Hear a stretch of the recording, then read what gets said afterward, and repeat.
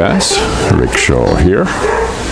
It is the 15th, Monday. We're overcast again. That Westpac WX weather has been calling this like a charm. I think he's one of the most accurate weather guys I've ever seen. He really puts out a good show. So if you live here in the Philippines or you're coming here, go to Westpac WX and watch this guy's stuff. He's sharp.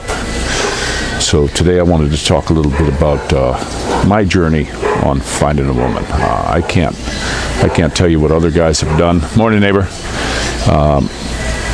They'll have to get on here and leave comments. But I had basically had requirements, and I kind of interviewed. That's basically what I did.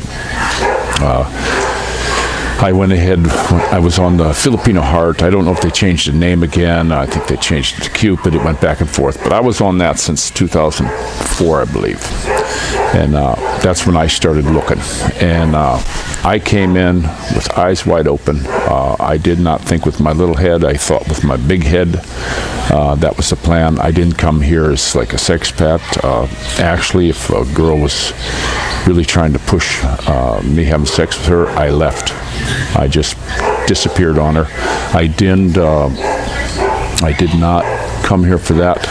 And I'm just a one-woman kind of guy. That's just all there is to it. But I set guidelines. Age was one.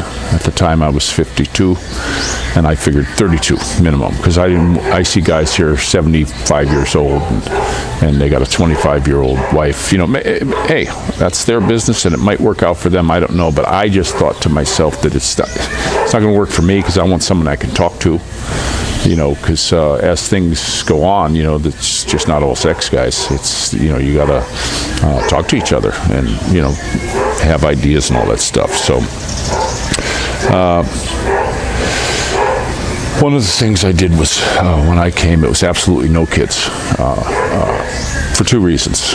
These are my thoughts, guys. Two reasons. One, you are blocking reconciliation between that woman and her maybe ex-husband or ex-boyfriend or something, and you've just ruined any kind of reconciliation between those two. And to me, it's just not Christian. So, and the second reason was they're never going to put you above that kid. And if you do wind up splitting, you're never going to see the kid again anyway. I don't care how much you fell in love with him and how much you supported him and all that. It's just not going to happen. So that was my reason for that. Just requirements I had.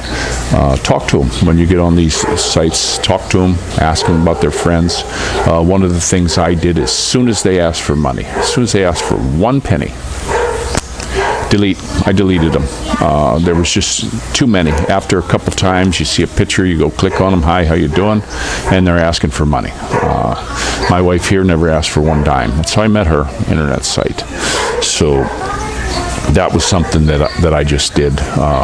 Going back to the one with the kids, I actually came here and met a girl, and she's very, very pretty, and we traveled around, and the sister secretly told me she was taking care of her kid. She had a kid. She lied. She didn't tell me she had it. So I boogied on that one too. When we went somewhere, I says, hey, why don't you go check in here? And then at the mall, and I just boogied as fast as I could and got the heck out of there, jumped on a jeepney, didn't even know where I was going, just get away from her. I just didn't like the fact that, the first time meeting, she just was a liar and on the internet. So that's the thing. Another thing too was really cool about the Filipino Heart. When these ones are asking for money, they will notify. If you buy the premium, I bought the premium one, they will give you notifications that this person has been going back and forth with other people. Many. They'll kind of give you a little history on there. So that was kind of cool. So you can delete them pretty quick, on that. And some of the places that send money will notify you too that this person's getting a lot of things, money coming in from different names and addresses. So watch for that. Another thing too that you have to be careful of here when you're meeting your Filipino and all that is jealousy. Now, I lived in a small town, and when we'd go to church on Sunday, I would just hug every woman in the place. Didn't matter how old they were, give them all a big hug. I actually had one little old lady, she was in her 90s, and I missed her one morning, and she was mad. She got up, "Hey, you forgot somebody." I just hugged them all. They get jealous here over that real quick. You can't, like me, I feel kind of funny because I can't be myself. Even sometimes just talking to a girl, gets problems. There was one little girl that at the center, right when she started, her father had just passed away, and just a sweet little thing, a little tiny thing, 17 years old, her first, job other than in a store or something like that. And I just took to her, not any kind of weird sex thing, but kind of like a daddy. That's what she called me, daddy, and she was just a little doll. But I couldn't really bring it home. I actually did. She made me a birthday card one year, and just was a sweet kid. She moved on, got another job, but all of a sudden I get this stuff. Well, why don't you just go live with her and sleep with her?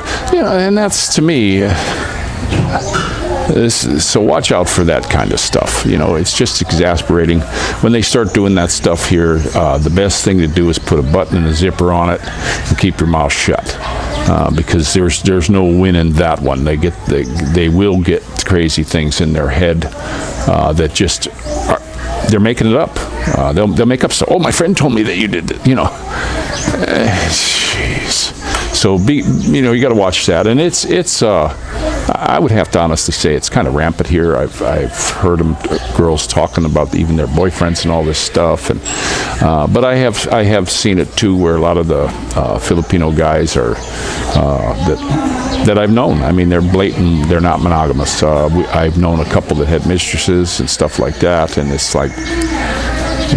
I never went for that kind of stuff. I actually, when I was in the States, and I knew some people that were, really running around on their spouses, I kind of just started shying away from them and just didn't keep knowing them, because I don't respect that myself.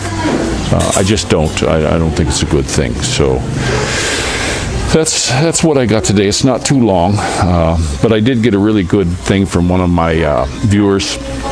And I'm going to try it today. I actually got my wife cooking bacon. I've been going out here in front of the house and picking up poop. And where we walk, I've been picking it up. I've been bringing plastic bags and picking it up, throwing it, wrapping it up, throwing it in the garbage bag, because there's so much. The dude can only pick up so much in the morning. He only comes by, and these dogs are coming around at night, and they poop on the concrete here. They don't poop on grass. And the dude said, pour bacon grease on it, and your problem's solved. And he said it was in Reader's Digest. So I thought that was pretty cool, and I'm definitely gonna do that. I'm gonna do that. Let the dogs pick up their own poo-poo. But don't want to make this one too long.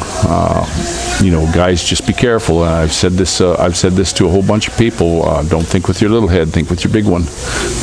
That's not what life is all about. That's just that's a brief little thing in your overall life. I mean, it used to remind me of people that would carry heavy guns in the woods. And when I was building custom rifles, there was a place called Ultralight Arms that said this is the lightest rifle in the world, and I took that as a challenge, and I built one that was about mine was loaded with ammunition, and it was still a pound and a half lighter than theirs. So guys would carry these big heavy because it helps with the recoil. Well, something, when you're out hunting in the woods for deer or bear or whatever you're hunting, you never feel the recoil, and so you want light.